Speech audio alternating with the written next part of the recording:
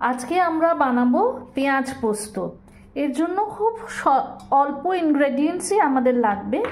পেঁয়াজটাকে একদম সরু সরু করে আমরা কুচিয়ে নিয়েছি, আর নিয়েছি পোস্ত। আর পোস্তটা বাটার সময় এতে খানিকটা নুন আর একটু লঙ্কা দেব। আমার কাছে আজকে কাঁচা লঙ্কা নেই, তাহলে আমি শুকনো লঙ্কা দিয়েই পোস্তটা বেটে নেব। ফ্রাইং প্যানটা বসিয়ে দিলাম। এবার ফ্রাইং প্যানে একটু গরম হয়ে গেছে, আমরা অল্প তেল দেব। এর জন্য আমরা মাস্টার্ড অয়েলেই রান্না করব। পোস্তটা মাস্টার্ড অয়েলে খেতে ভালো লাগে, এর জন্য আমরা ইউজ করছি জিভো কোল্ড প্রেসড কাচ্চি ঘানি মাস্টার্ড অয়েল।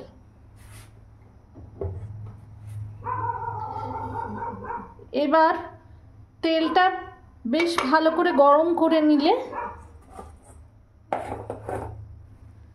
গরম হয়ে গেলে তারপরে আমরা এর মধ্যে পেঁয়াজগুলোকে দিয়ে দেব।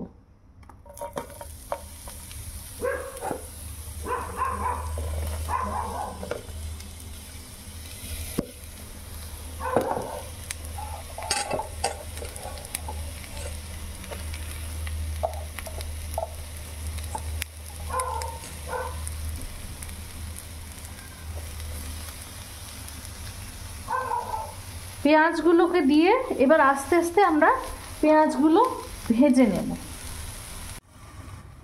পেঁয়াজটা বেশ ভাজা ভাজা হয়ে এসেছে। এবার আমরা এতে একটুখানি নুন দেব, সামান্য নুন দেব, কারণ আমরা পোস্তটা বাটার সময়ও নুন দিয়েছিলাম।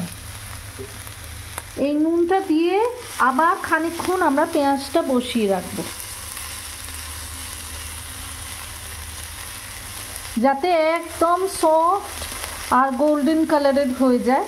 যেহেতু আমরা চিনি খাই না, সেই জন্য চিনি দিচ্ছি না। যারা চিনি খান একটু চিনি দিলে এটা আরও ভালো হবে, গোল্ডেন কালারটা আরও সুন্দর আসবে।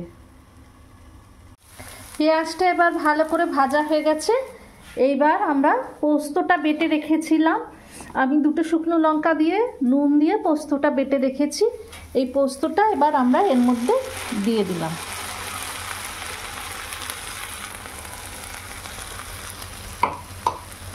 এবার পোস্তটা দিয়ে পেঁয়াজটা আমরা খুব ভালো করে আবার ভেজে নেব। দিয়ে পোস্তটা খানিকক্ষণ দিয়ে রেখে আমরা এটা ঢাকা দিয়ে বসিয়ে রাখব।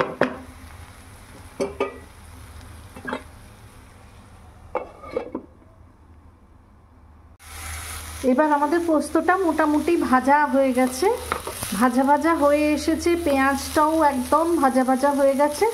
এবার আমরা এর ওপর দিয়ে একটু কাঁচা তেল দেব, দিয়ে রান্নাটা কমপ্লিট করব।